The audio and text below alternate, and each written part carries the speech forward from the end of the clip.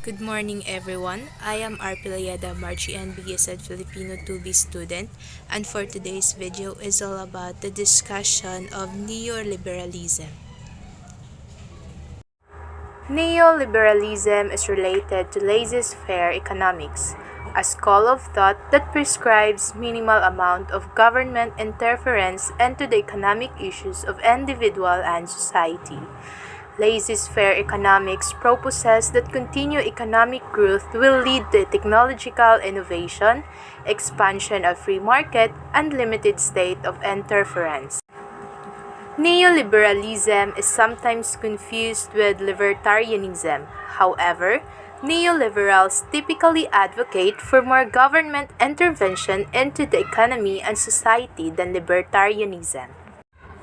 In addition, neoliberals often do not oppose measures, such as bailouts of major industries, which are anathema to libertarians. Roland Barthes said, "Myth today is a theoretical discussion which is part of the section of mythologies." Barthes uses the term myth to describe how culture signifies meaning. He argues that anything can be a myth, and that is not defined by the object of its message, but by the way it articulates its message. In conclusion, Barthes explains myth as a second-order semiological system changing between forms and meaning. The argument here is that without linguistic, you cannot have myth, as linguistic signs are erratic and can evolve from anything. Myth has a form, not an element, has been studied semiologically. Barthes develops his ideas on the relationship between language and other modes of significations and how to combine to make meaning. For Barthes, myths do not convey their meaning. He calls his semiology of myths a science of forms. Barthes' analysis that everything works together to produce the desired meaning to establish the myth. According to Barthes, it separates his concept of myth from the Marxist concept of ideology. For him, the science of myth is linked to the expression of meaning through formal means. Vita activa.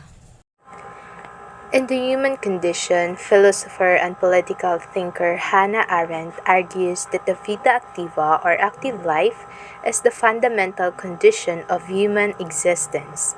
In the book's first chapter, Arendt lays out the three fundamental categories of the vita activa.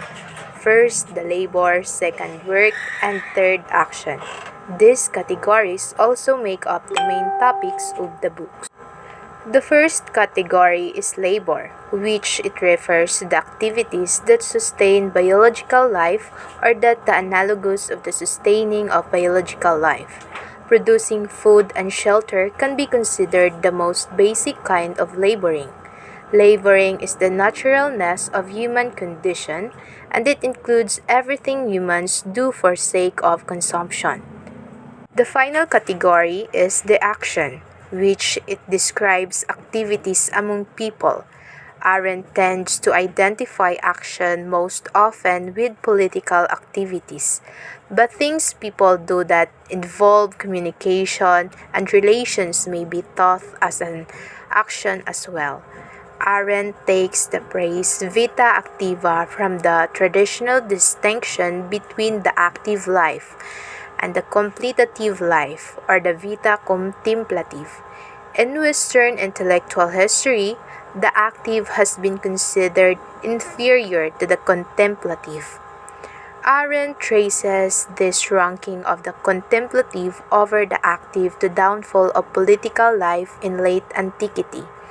In The Human Condition, she counters this tradition by considering the active to be equal in worth to the contemplative. One idea that runs through the work is the distinction between the public realm and the private realm. Arendt devotes her second chapter to this distinction.